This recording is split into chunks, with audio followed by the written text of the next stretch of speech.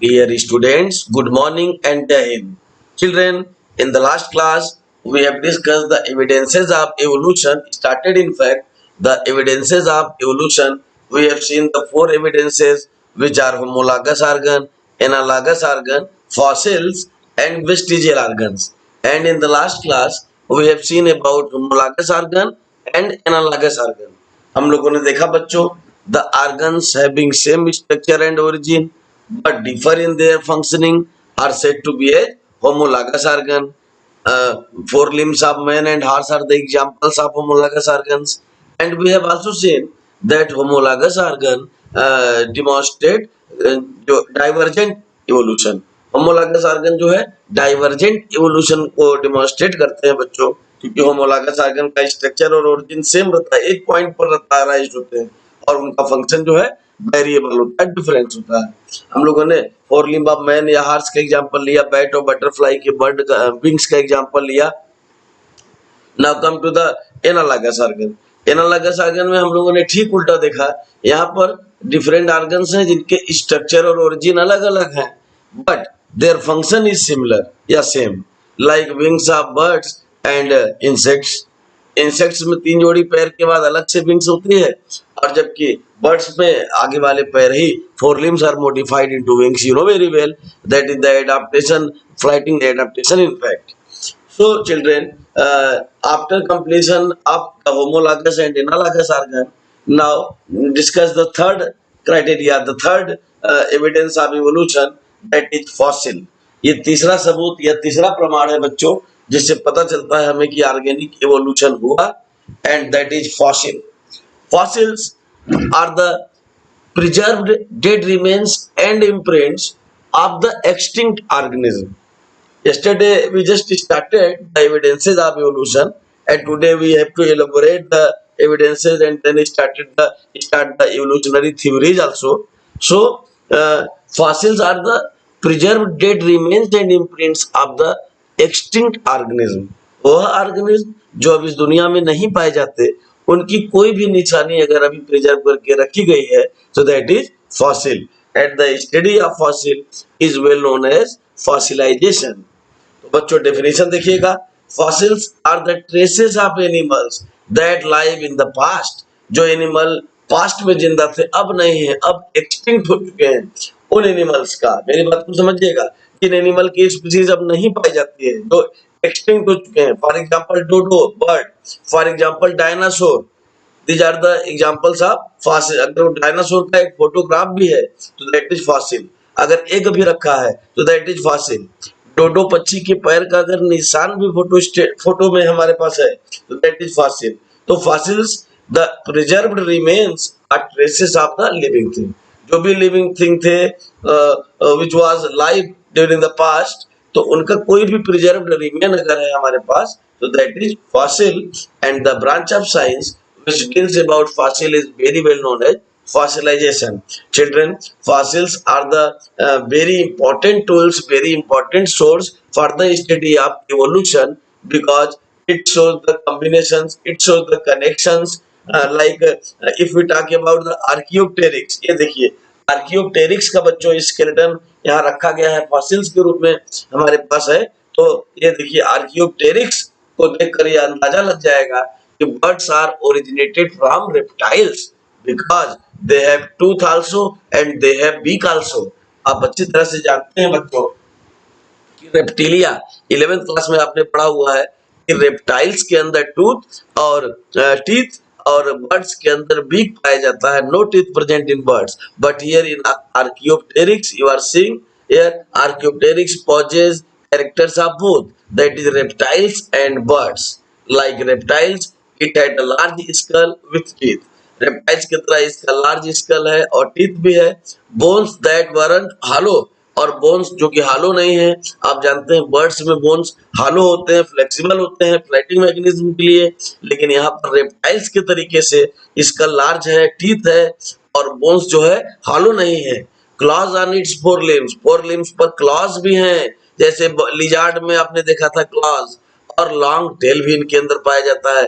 Long tail जो reptiles, या देखिए ये सब तमाम निशानियां जो है रेप्टाइल्स की देख रहे हैं, लेकिन अब देखिए it's strong legs and rounded wings indicated that it glided rather than flew।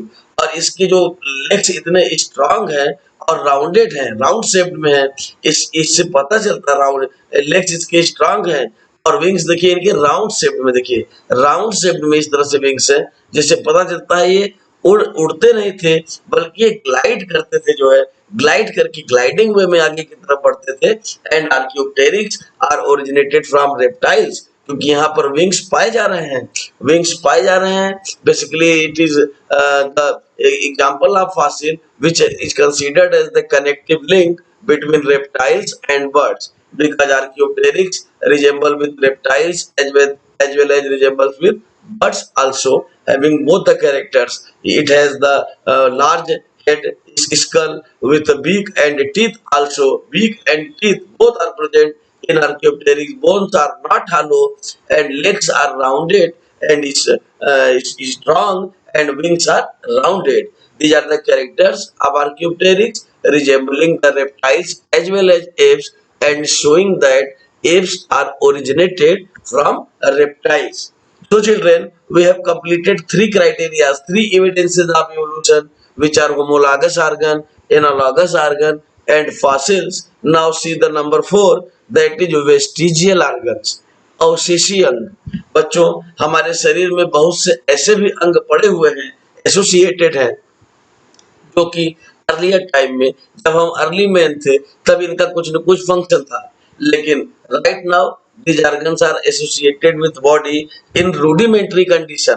अब यह rudimentary condition में inactive functionless condition में हमारे बॉडी से जुड़े होते हैं और जो है अब इनका कोई विशेष कार्य हमारे बॉडी में नहीं होता है। ऐसे ऑर्गन्स को वेस्टिजियल ऑर्गन्स कहते हैं। यह एविडेंसेस हैं, यह सबूत या प्रमाण है जो दिखा रहे हैं कि किस तरीके से हमारा इवोल्यूशन हुआ। बच्चों, वेस्टिजियल ऑर्गन्स मेनली जो है 5 होते हैं हमारे, अगर ह्यूमन बीइंग की बात करें। एक तो अपेंडिक्स हो गया, लार्ज इंटेस्टाइन से लटका हुआ अपेंडिक्स, हमारे आंखों के नीचे की तरफ मेम्ब्रेन, निक्टिएटिंग मेम्ब्रेन, हमारा ईयर पिन्ना का मसल्स ऑफ ईयर पिन्ना, हमारे मेल्स के अंदर चेस्ट पर हेयर्स और टेल, जो टेल एक पांच इस तरीके से जो है वेस्टिजियल ऑर्गन्स होते हैं जो यह दर्शाते हैं कि हमारा विकास हुआ और किस तरीके से ड्रायोपिथेकस, रामापिथेकस से होते हुए गोरिल्ला और chimpanzee, that is Dryopithecus and Ramapithecus, और फिर इस तरीके से विकास होते होते हम लोग होमो सेपियंस तक पहुंचे। तो कहीं न कहीं बच्चों, vestigial organs are also very important evidence of evolution. Now see the definition.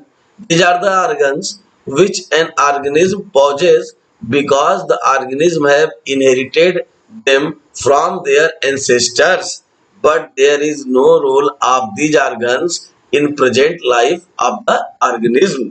मेरी बात समझ में आ रही है बच्चों? ये ऐसे ऑर्गन्स होते हैं, वेस्टिजियल ऑर्गन्स ऐसे ऑर्गन्स होते हैं जो कि ऑर्गेनिज्म धारण कर रहे हैं, पॉजेज कर रहे हैं, because the organism have inherited them, क्योंकि ऑर्गेनिज्म उसको इनहेरिटेड करते चले आ रहे हैं, एक पीढ़ी से दूसरे पीढ़ी में वो ऑर्गन्स चला आ रहा है, उसका एग्जिस्टेंस चला आ रहा है from their ancestors, but there is no role of these organs in the present life scenario of the organism. लेकिन उनकी प्रेजेंट लाइफ में जो है उन ऑर्गेनिज्म के प्रेजेंट लाइफ में इन ऑर्गन्स का कोई रोल नहीं है। अर्लियर टाइम में रोल जरूर था, उनके एंसेस्टर्स के अंदर रोल जरूर था, लेकिन अब उनका कोई रोल नहीं रह गया, बस वो इनहेरिटेड हो रहे हैं as evidence of evolution. So example देखेंगे, ह्यूमन बीइंग में appendix act as vestigial organs. जानते हैं आप, हमें जब फायर की जानकारी नहीं थी बच्चों, कच्चा मांस हम खा जाते थे, तब अपेंडिक्स भी यहाँ पर सुकस इंटेरिकस के तरीके से डाइजेस्टिव जूस सीक्रेट होता था, और बट जब हमें आग की जानकारी हो गई, हम पका पकाया खाना खाने लगे, तो अपेंडिक्स रूडिमेंट्री फंक्शनलेस होकर अभी भी हमारे सीकम या लार्ज इंटेस्टाइन से लटका होता है। कल की क्लास में मैंने आपको अपेंडिसाइटिस भी बताया था। कभी कभी अपेंडिक्स की साइज बढ़ जाने पर पेट में हमेशा दर्द बना रहता है, तो डॉक्टर्स इसको रिमूव करके निकाल देते हैं। इससे हमारे ऊपर कोई फर्क नहीं पड़ता बच्चों, क्योंकि यह वेस्टिजियल ऑर्गन है। और हमारे आंखों में membrane called as nictitating membrane, the vestigial organ for humans but not for birds. Birds के केस में nictitating membrane जो है यह लाइट के अमाउंट को रेगुलेट करते हैं, लेकिन हम लोग में जब आप जानते हैं ह्यूमन आई का इवोल्यूशन हुआ बच्चों, तो वहां पर प्यूपिल बना, और pupil regulate the amount of light to be enter inside the eyeball. जो आइरिस के बीच में एक हल्का सा माइन्यूट सा पोर होता है प्यूपिल, वही लाइट को रेगुलेट करता है कि कितनी लाइट अंदर आएगी और कितनी लाइट जो है पहुंचेगी रेटिना तक, जहां पर कि इमेज का फॉर्मेशन होगा।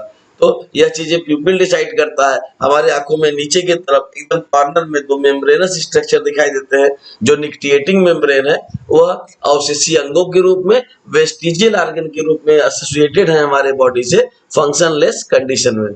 तो आपने देखा यहाँ पर अपेंडिक्स और निक्टिएटिंग मेम्ब्रेन। अभी और भी ये देखिए वर्मी फॉर्म अपेंडिक्स, ये अभी आपने चर्चा किया इसका। ये देखिए ये large intestine caecum large intestine का पहला पोर्शन सीकम कहलाता है और सीकम से लटका हुआ यह वर्मी फॉर्म अपेंडिक्स। यह देखिए अपेंडिक्स जिसके बढ़ने से अपेंडिसाइटिस हो जाता है, यह अपेंडिक्स वेस्टिजियल ऑर्गन। और यहाँ देख रहे हैं आप मसल्स ऑफ ईयर पिन्ना। यह देखिए बच्चों हमारे ईयर पिन्ना के जो ये मसल्स हैं यह वेस्टिजियल ऑर्गन्स के रूप में है, क्योंकि जब हमारे अर्ली मैन में यह बैलेंसिंग ऑर्गन्स थे, मसल्स बैलेंसिंग का काम करते थे।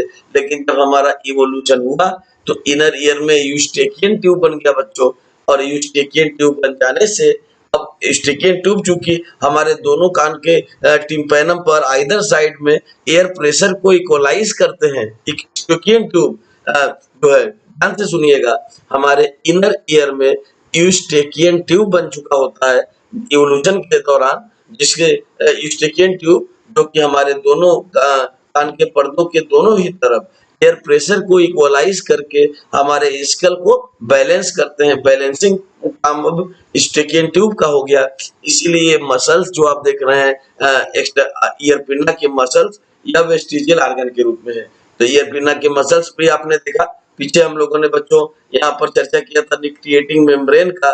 तो निक्टिएटिंग मेम्ब्रेन और इसके बाद ear pinna, vermiform appendix, tail, these are the vestigial organs. So my dear kids, in this way we have seen various evidences of evolution.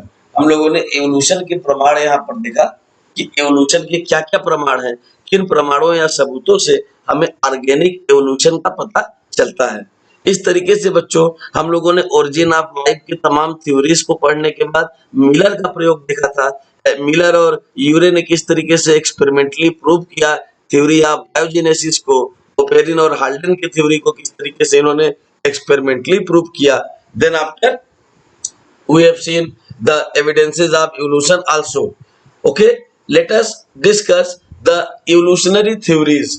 अगर हम evolutionary theories की बात करें बच्चों तो सबसे पहला नाम आता है लैमार्क का, and the theory is said to be as Lamarckism. Lamarck की थ्योरी that is Lamarckism. यहाँ पर आपको यह जान लेना भी जरूरी होगा बच्चों कि Lamarck was the person who coined the term biology first of all. He was not a scientist. He was just a philosopher. यह फिलोसफर थे, दार्शनिक थे, और लैमार्क ने ही सबसे पहली बार टर्म बायोलॉजी यूज किया। कई बार ये आईएएस तक के इंटरव्यू में क्वेश्चन पूछा हुआ है कि टर्म बायोलॉजी को सबसे पहले किसने यूज किया। तो जानते रहे आप, term biology was first of all used by Lamarck and the full name of Lamarck was Jean Baptiste D Lamarck. ध्यान दीजिएगा, Jean Baptiste D Lamarck, Jean Baptiste de Lamarck, and he just wrote the book Philosophic Zoologic. Lamarck ने एक book भी लिखा बच्चों, Philosophic Zoologic. इनका जो concept था वो बहुत ही वाइडली एक्सेप्टेड था। Lamarck proposed that acquired traits could be passed onto the offspring. Lamarck ने इनहेरिटेंस ऑफ एक्वायर्ड कैरेक्टर की बात किया। देखिए लिखा हुआ है ना, acquired traits could be passed on the offspring, onto offsprings. यानी लैमार्क ने कहा कि जीवधारी जिन भी कैरेक्टर्स को एक्वायर करता है, जीवन भर में एक्वायर करता है, वो अपने आप ही अगले पीढ़ी में चले जाते हैं, ऑफस्प्रिंग्स में चले जाते हैं। जिराफ का यहाँ एग्जांपल लिया गया, ये देख रहे हैं लॉन्ग नेक्ड जिराफ का example. Giraffe got their long neck by striving to reach the leaves on the tops of the trees. Giraffe trees के जो टॉप्स वाले लीव्स हैं उनको पकड़ने के लिए, उनको मुंह से पकड़ने के लिए हमेशा उचकता है, स्ट्राइविंग करता रहता है लॉन्ग नेक्स के थ्रू जो है फूड को पकड़ने के लिए। और बाद में होता क्या है, धीरे धीरे inheritance of acquired character, so there babies were born with long next. क्योंकि जिराफ ने जीवन भर अपने गर्दन को उचकाया, अपने गर्दन को ऊपर की तरफ करके टॉप पे ट्रीज के टॉप पे जो लीव्स थे उनको पकड़ने की कोशिश किया। और फिर हुआ क्या, इनहेरिटेंस ऑफ एक्वायर्ड कैरेक्टर, यही कैरेक्टर अगली पीढ़ी में एक्वायर हो गया और फिर फर्दर इनके ऑफ स्प्रिंग्स जो थे वह लॉन्ग नेक वाले पैदा हुए, अपने आप उनमें लंबी गर्दन ही पाई गई। That's why the Lamarck theory is said to be as acquired theory of acquired inheritance, acquired trait का इनहेरिटेंस होता है। And after Darwin published his theory and after inheritance was explained through the genetics, Lamarckism was abandoned. बाद में Lamarck जो है, Lamarck की बातें जो है खराब हो, मतलब फेल हो गई, इसको डिमेरिट्स के रूप में लिया गया। लेकिन पहले हम लोग लेमार्किज्म को समझे तो लेमार्क ने, क्योंकि देखिए दूरी कितनी भी बड़ी हो लेकिन पहले कदम का महत्व सबसे अधिक होता है, और लेमार्किज्म के थ्रू ही हम लोग इवोल्यूशनरी थ्योरी के तरफ आगे की ओर बढ़े, और लेमार्क की बातों को ही कहीं न कहीं चार्ल्स डार्विन ने आगे चलकर यूज किया और डार्विनिज्म दिया। तो बच्चों लेमार्क ने जिराफ का ही नहीं बल्कि स्नेक्स का और वेब्ड डक का भी एग्जाम्पल लेकर बताया। दो इन्होंने बातें और बताई, एक use and disuse of organs. Lamarck ने कहा use and disuse of organs, जीवधारी जिन अंगों का प्रयोग करेगा वह तो अगली पीढ़ी में डोमिनेट हो जाएंगे, और जिन अंगों का प्रयोग नहीं करेगा वह अगली पीढ़ी में गायब हो जाएंगे, धीरे धीरे एक्सटिंक्ट होते चले जाएंगे। इन्होंने स्नेक्स के लिम्बलेस होने का एग्जाम्पल भी लिया कि स्नेक्स में पैर पाए जाते थे लेकिन स्नेक्स रेप्टाइल्स थे, उनको क्रीप करना था, रेंगना था, झाड़ी में या बिल में जाना था, और पैर उनमें प्रॉब्लम क्रिएट करते थे। And they never use their limbs, that's why gradually their offsprings are their offsprings become limbless, और इसीलिए बाद में आगे चल के लिम्बलेस स्नेक्स पाए जाने लगे। तो that is use and disuse of organs. Lamarck ने इनहेरिटेंस ऑफ एक्वायर्ड कैरेक्टर को शो करने के लिए एक और एग्जांपल बताया वेब्ड डक का। इन्होंने बताया कि पहले डक के जो डिजिट या फिंगर्स के बीच में वेब नहीं पाए जाते थे, लेकिन यह पानी में तैरते थे और अपने फिंगर्स को बार बार सटाते थे और बार बार सटा के पानी को पीछे की तरफ प्रोपेल करते थे और धीरे धीरे वेब्ड डक बन गए। तो यह वेब्ड डक का होना, लिम्बलेस स्नेक्स का होना and long necked giraffe का होना, these are the examples of used by Lamarck, Jean Baptiste de Lamarck, to just prove his aspects, which is the inheritance of acquired character, direct effect of atmosphere, and use and disuse of organs। तो आप यहाँ पर देख रहे हैं बच्चों Lamarck की theory, ध्यान दीजिएगा। In the very beginning, giraffes had got short neck and they used the eat leaves from short trees। पहले छोटे छोटे पेड़ों से जिराफ अपना लीव्स को खाते रहते थे, धीरे धीरे वह घास फूस और छोटे पेड़ों वाले जो छोटे पेड़ों की पत्तियां समाप्त हो गई।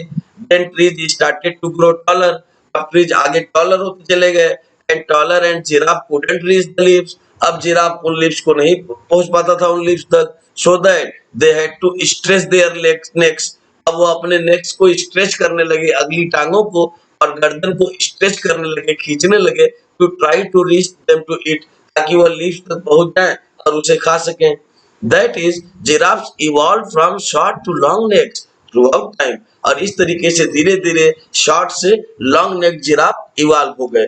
यह लेमार्क की थ्योरी थी बच्चों। That is direct effect of atmosphere, use and disuse of organs and inheritance of acquired character. Lamarck की तीनों बातों को आप जिराफ के एग्जांपल में देख सकते हैं बच्चों।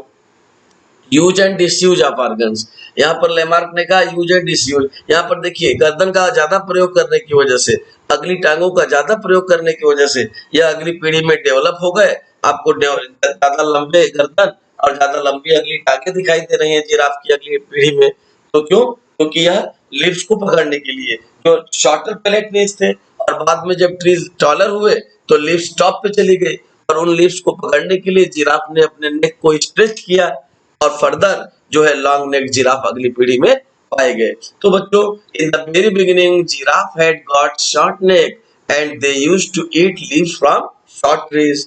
Then the trees started to grow taller and the taller and giraffes couldn't reach the leaves, so that they had to stretch their necks, वो अपने नेक को स्ट्रेच करने लगे to try to reach them and eat। that is giraffe evolved from short to long necks throughout the time, और इस तरीके से evolution हुआ और लॉन्ग नेक जिराफ पाए जाने लगे। तो यह लैमार्क की बातें, use and disuse of organs, direct effect of atmosphere and direct effect of atmosphere and inheritance of acquired character. तो यह लैमार्क की बातें। बाद में जैसा कि अभी आपने पीछे देखा कि जेनेटिक्स के लॉज आ जाने के बाद और डार्विनिज्म आ जाने के बाद लैमार्क की बातें फेल हो गई। लैमार्क की बातों को लोग अब नहीं मानते हैं बच्चों।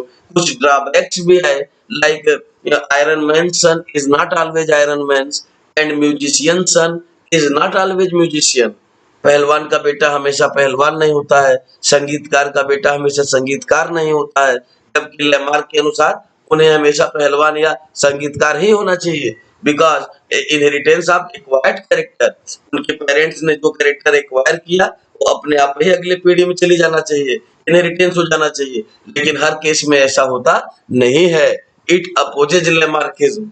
इसके बाद बच्चों एक scientist Weismann cut the tails of rat in the laboratory till 22 generation.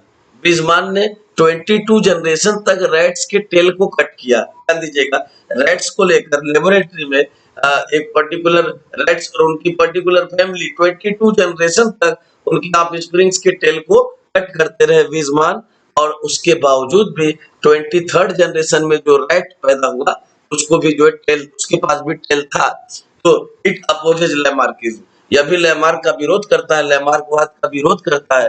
Lamarck ने कहा था use and disuse of organs, और चूहे ने जब अपने टेल का यूज ही नहीं किया, 22 जनरेशन तक यूज ही नहीं किया, तो ऑटोमेटिक टेल को एक्सटिंक्ट हो जाना चाहिए, मगर ऐसा होता नहीं है। It doesn't so. Okay, so it opposes Lamarckism. यह भी लैमार्किज्म का विरोध करता है। तो लैमार्क की बातें जो थी, direct effect of atmosphere, inheritance of acquired character और use and disuse of organs, इन्होंने स्नेक्स के लिम्बलेस होने का एग्जांपल लिया था, वेब्ड डक का एग्जांपल लिया था और लॉन्ग नेक्ड जिराफ का एग्जांपल लेकर अपनी बातों को समझाया। लैमार्क ने एक बुक भी लिखा बच्चों, फिलोसफिक जूलॉजिक। ध्यान दीजिएगा, philosophic zoologic. Lamarck wrote a book on evolution in 1809। 1809 में लेमार्क ने बुक लिखा जिसका नाम था फिलोसफिक जूलॉजिक। और ठीक उसी साल चार्ल्स रॉबर्ट डार्विन का जन्म हुआ।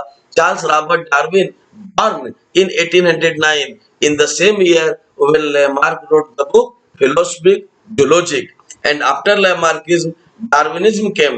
तो लेमार्किज्म के अगर मेन एस्पेक्ट में क्या क्या हम लोगों ने देखा, organ development, laws of use and disuse and the inheritance of acquired characteristic features. Now see the Darwin theory children. Darwin, the full name Charles Robert Darwin. Charles Robert Darwin wrote the famous book on evolution, that is origin of species by means of natural selection। Darwin ने natural selection पर ज्यादा focus किया बच्चों।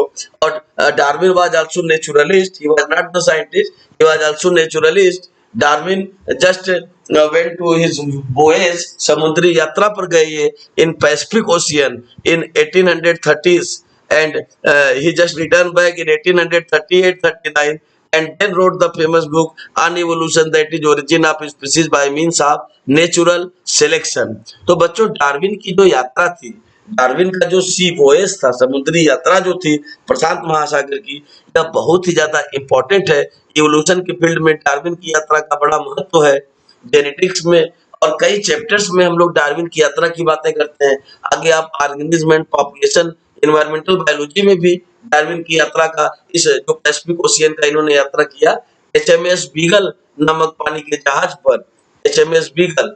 तो यह Darwin की यात्रा बहुत ही इंपॉर्टेंट है। माल्थस का पॉपुलेशन का ऐसे जो रास्ते में डार्विन पढ़ते थे, गुरु बेलेस द्वारा सिखाया गया चार्ट, जो पॉपुलेशन के ऊपर डार्विन चार्ट बनाया करते थे। रास्ते में गैलापागोस आइसलैंड आया और गैलापागोस आइसलैंड पर इन्होंने पहाड़ों के एक तरफ दूसरी बीक वाले, दूसरे कलर के फेदर और छोटे बीक वाली बर्ड्स को देखा, और उसी प्रजाति की, उसी फैमिली के कुछ दूसरे बर्ड्स को पहाड़ की दूसरी तरफ देखा जिनके बीक्स बड़े थे और फेदर का कलर भी अलग था। इन बर्ड्स ने, इन चिड़ियों ने इतना ज्यादा प्रभावित किया डार्विन को कि उन बर्ड्स का नाम ही रख दिया गया डार्विन्स फिंचेस। तो डार्विन्स फिंचेस, माल्थस का पॉपुलेशन का ऐसे, गुरु बेलेस का चार्ट और पूरी की पूरी सी वॉयेज जो थी पैसिफिक ओशियन की, उसने डार्विन को बहुत ही इन्फ्लुएंस किया। और तब लौट के आने के बाद डार्विन, चार्ल्स रॉबर्ट डार्विन ने अपनी किताब लिखी बच्चों, the origin of species by means of natural selection. ध्यान से इनकी थ्योरी को पहले देखिएगा। Long necked giraffe and short necked giraffe existed together. देखिए, लेमार्क वाली बात अलग थी कि पहले छोटी गर्दन वाले जिराफ थे और छोटे पेड़ पौधे थे, खा लेते थे पत्तियों को। बाद में पेड़ ऊंचे हो गए, पत्तियां ऊपर चली गई, जिराफ अपने गर्दन को स्ट्रेच करने लगे और अगले जनरेशन में लॉन्ग नेक्ड जिराफ पैदा होने लगे। जबकि डार्विन ने ऐसा नहीं बताया। डार्विन ने कहा कि long necked giraffe and short necked giraffe existed together. छोटी गर्दन वाले जिराफ और लंबी गर्दन वाले जिराफ दोनों एक साथ ही रहते थे। But short necked giraffe disappeared because they were very hungry and they couldn't reach leaves from trees. लेकिन शॉर्ट नेक्ड जिराफ जो थे वह धीरे धीरे एक्सटिंक्ट हो गए, क्योंकि वह भूखे ही मरने लगे। वह ट्रीज के टॉप वाली लीव्स को पकड़ नहीं पाते थे, सो दे डाइड, इसीलिए वो मर गए, एक्सटिंक्ट हो गए। And long necked giraffe survived, और जबकि लॉन्ग नेक वाले जिराफ सर्वाइव किए। This is why we only see long neck giraffe nowadays. इसीलिए हम अब जब देखते हैं तो हमें केवल लंबी गर्दन वाले ही जिराफ दिखाई देते हैं। तो डार्विन की बातें एकदम अलग लैंडमार्क से। इन्होंने 5 चीजों पर ध्यान दिया बच्चों। इनके 5 एस्पेक्ट्स थे डार्विनिज्म के, which are natural selection, life struggle, survival of the fittest, high capacity to produce offsprings and diversities.